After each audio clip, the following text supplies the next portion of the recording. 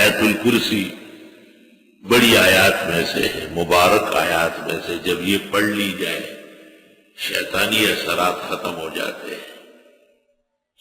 لا الہ الا اللہ، اللہ اکبر، سبحان اللہ و بحمدہ، سبحان اللہ العظیم. بخاری شریف میں ہے کہ آپ نے ابو ہریرہ کو غنائم کی حفاظت کے لیے مامور کیا تھا، اور ایک آدمی آتا تھا اور وہ لے جاتا تھا. اس کے بعد اس نے پکڑ لیا اور انہوں نے کہا مجھے چھوڑ دے، میں آپ کو ایک ایسا وظیفہ دیتا ہوں کہ جب آپ وہ پڑھیں گے تو ہم میں سے کوئی بھی نہیں آئے گا. اور پھر پیغمبر کو بتایا تو انہوں نے کہا صدق الشیطان، تھا شیطان لیکن بات صحیح کہی. اور بعض روایات میں ہے کہ آپ نے کہا کان کذوبا وقال لک صادقا، تھا تو جھوٹا لیکن آپ کو جو فضیلت سنائی ہے کوئی شک نہیں ہے یہ بہت بہترین ہے.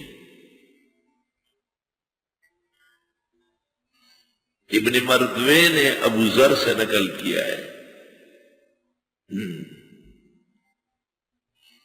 کہ اس آیت کی فضیلت دوسری آیات سے زیادہ ہے. لا الہ الا اللہ، لا الہ الا اللہ. دو تین حدیثیں کہ قرآن کریم کی بڑی آیت آیت الکرسی ہے. بیہقی نے حضرت انس سے نقل کیا ہے جو فرض نماز کے بعد آیت الکرسی پڑھ لے اسی تفصیل کے ساتھ دوسری نماز تک محفوظ ہوگا. اور اس کی پابندی 3 آدمی کریں گے، پیغمبر یا صدیق یا شہید. یعنی جو یہ پابندی کرے گا اللہ اس کو نبی کے برابر یا ان کے تصدیق کرنے والے کے برابر یا ان پر جان دینے والوں کے برابر اجر دے گا. حضرت علی سے منقول ہے اے لوگوں تم کو پتہ نہیں ہے رسول اکرم صلی اللہ علیہ وسلم نے کہا مجھے عرش کے خزانوں میں سے ایک خزانہ دیا گیا آیت الکرسی، اور اس سے پہلے کسی پیغمبر کو یہ آیت نہیں دی گئی.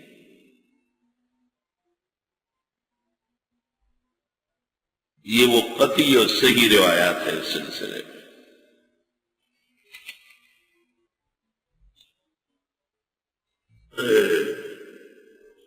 اللہ لا الہ الا ہو، اللہ ہی ہے نہیں ہے معبود کارساز مشکل کشا جت روا مگر وہی.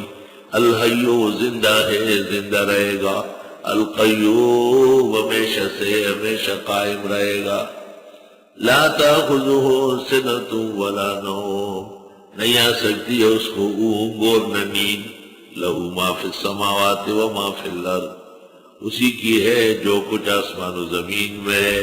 من ذا الذی یشفع عندہ الا باذنہ، کون ہے جو شفاعت کرے اس کے ہاں مگر اس کے اذن کے بعد. انبیاء، شہداء، علماء، اولیاء اور ذرائی مسلمین، چھوٹے بچے نابالغ جو مر جائے، حفاظ قرآن اور بعض درجات عالیات والے لوگ شفاعت کریں گے. تو جو شفاعت نفی ہے اس کو کہتے ہیں شفاعت قہریہ، کسی کا زور نہیں ہے. جو شفاعت ثابت ہے اہل سنت والجماعت کے ہاں اس کو کہتے ہیں شفاعت رحمت. شفاعت رحمت کتب ربکم علی نفسہ الرحمۃ، اللہ نے لکھ دیا ہے یہ اقسام ضرور ہو.